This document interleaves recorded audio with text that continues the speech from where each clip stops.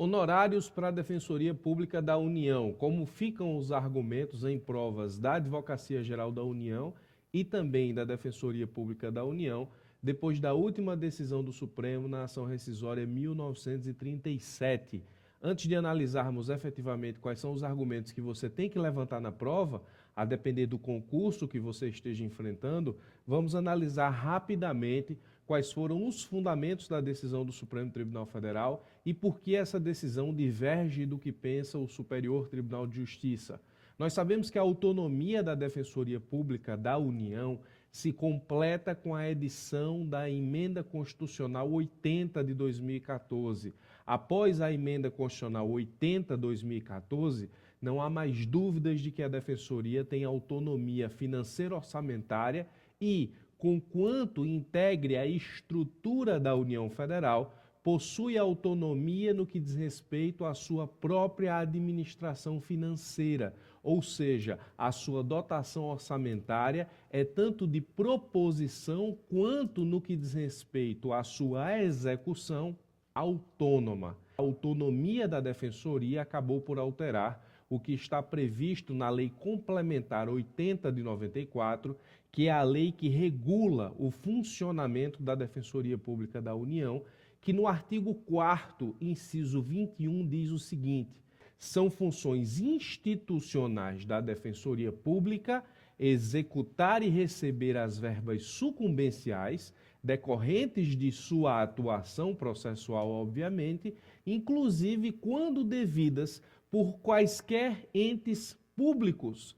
Veja que a Lei Complementar 80/94 diz que sim, a Defensoria tem direito a honorários e diz que sim, esses honorários são devidos quando sucumbente no processo quaisquer entes públicos.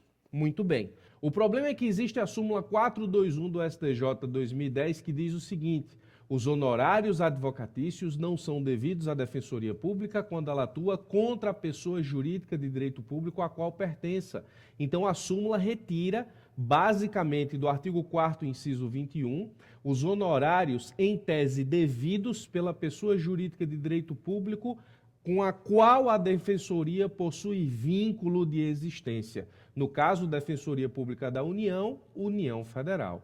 Então, lembrem-se e percebam, o artigo 4º da Lei Complementar 80/94 estabelece no seu inciso 21 que a Defensoria tem direito a receber verbas sucumbenciais, inclusive deve executá-las enquanto preceito institucional, ainda que devidas por quaisquer entes públicos. A súmula 421 do STJ diz que não são devidos esses honorários quando a Defensoria tem como parte sucumbente do outro lado a pessoa jurídica de direito público a qual pertença. Então nós tiramos o que da súmula 421? Que lição?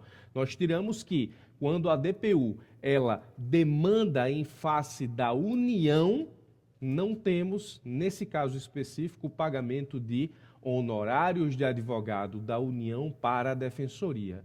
Até aí tudo bem? Tudo bem. Até a súmula 421 ser a única, entre aspas, verdade que nós conhecíamos em termos de sucumbência da União em face de demanda ajuizada pela DPU, tudo bem. O problema é que o Supremo Tribunal Federal decidiu diferente.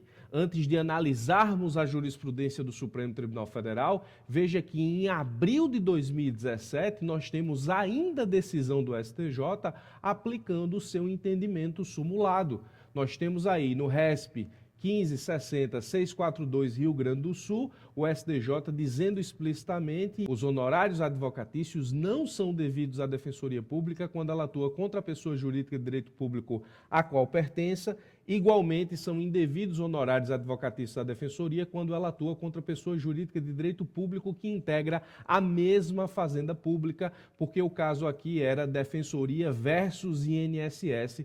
O STJ, inclusive, tinha, ou tem, melhor dizendo, essa jurisprudência. A súmula 421 estabelece a impossibilidade de aplicação da verba sucumbencial da União sendo devida pela União à Defensoria, inclusive quando a Defensoria litiga contra a administração pública indireta, no caso INSS, ou seja, pessoa jurídica de direito público que integra a mesma fazenda pública da União no que diz respeito efetivamente à sua estrutura interna.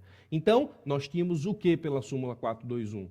Quando a Defensoria Pública da União litigasse contra a União e litigasse contra as suas fundações e autarquias, ainda que vencedora a DPU na representação do assistido, não lhe eram devidos honorários de advogado. Súmula 421 STJ. E qual é a novidade? A novidade é que o Supremo Tribunal Federal, recentemente, na ação rescisória 1937, entendeu que são devidos sim honorários advocatícios para a DPU, mesmo quando ela litiga contra a União Federal, e isso se dá em razão da sua autonomia.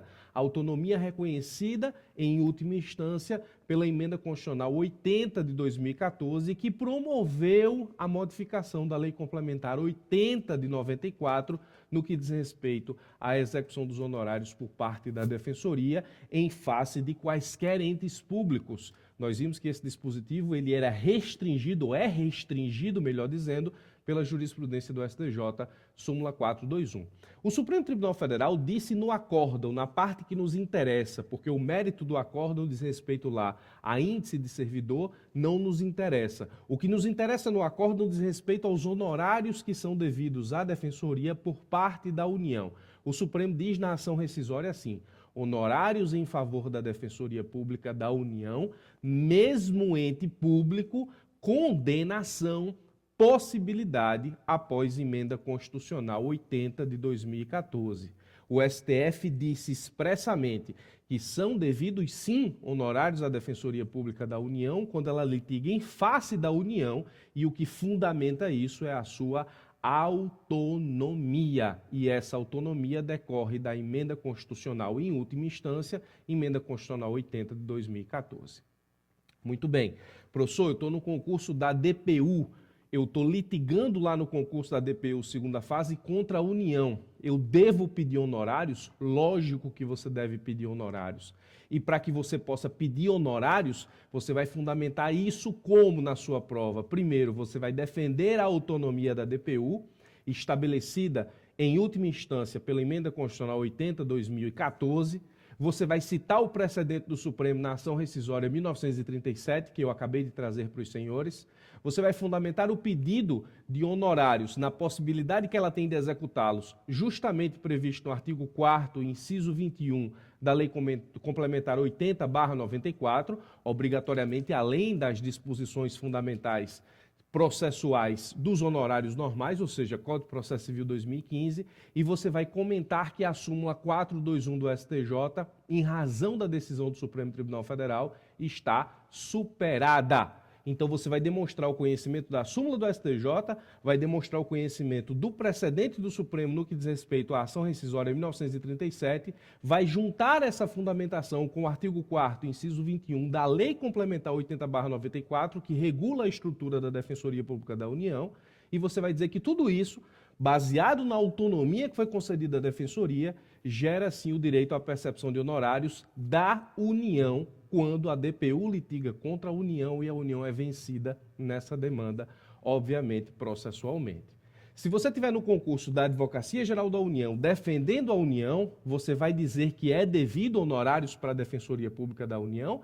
Não. Você vai argumentar que existe, na verdade, uma confusão patrimonial. A autonomia da Defensoria não dá à Defensoria personalidade jurídica para retirá-la do liame próprio de integrar a estrutura da União. Ela tem autonomia, mas ela não tem personalidade jurídica, razão pela qual ela integra a personalidade jurídica da União, razão pela qual obrigar a União a pagar honorários à Defensoria Pública seria, na verdade, uma confusão patrimonial, porque nós temos aí, ou teríamos aí, o mesmo credor e o mesmo devedor. Você vai requerer a aplicação da súmula 421 do STJ, nos termos já estudados, que prevalece ainda no entendimento do STJ atual. Nós não sabemos ainda se o STJ vai se curvar ao posicionamento do Supremo, E você tem que dizer que a decisão do Supremo na ação rescisória 1937 é isolada e não tem efeito vinculante. Razão pela qual não deve ser aplicada ao processo que você defende a União no concurso público, especialmente numa segunda fase. Então, os posicionamentos que você deve adotar numa prova da Defensoria Pública da União ou da Advocacia Geral da União são esses. Perceba que em todos os dois, você tem que levantar a súmula 421, você tem que levantar o precedente do Supremo criado na ação rescisória 1937 e, por fundamentos diversos, você tem que dizer que, num caso, se aplica o precedente, ou seja, o precedente do Supremo na ação rescisória 1937, pelos fundamentos que levam ao recebimento dos honorários pela DPU, e de outro lado você tem que dizer que esses fundamentos não se aplicam porque existe, na verdade, uma confusão patrimonial, a ação rescisória não tem efeito vinculante, 1937, e a súmula 421 do STJ prevalece em todos os seus termos. Esses são os argumentos que os senhores devem utilizar a depender do concurso que estejam manejando. Essa é a típica situação que, a depender do que você esteja fazendo, os seus argumentos são pró ou os seus argumentos são contra ao pagamento dos honorários à Defensoria Pública da União quando litiga em face da União. Eu sinto dizer que, no caso, enquanto advogado público, penso que a União perderá essa batalha, razão pela qual imagino que a jurisprudência que o STF iniciou na ação rescisória 1937 vai prevalecer nos processos judiciais quando nós tivermos sucumbência da União em ações promovidas, obviamente, pela representação do assistido por meio da Defensoria Pública da União. Eu sinto dizer, porque como advogado público, eu preciso defender que esses honorários não se aplicam até que o Supremo torne a sua decisão, neste caso, vinculante. É isso, queridos. Esses são os argumentos, a depender da sua prova. Encontro todos nas próximas dicas da Escola Brasileira de Ensino Jurídico na internet.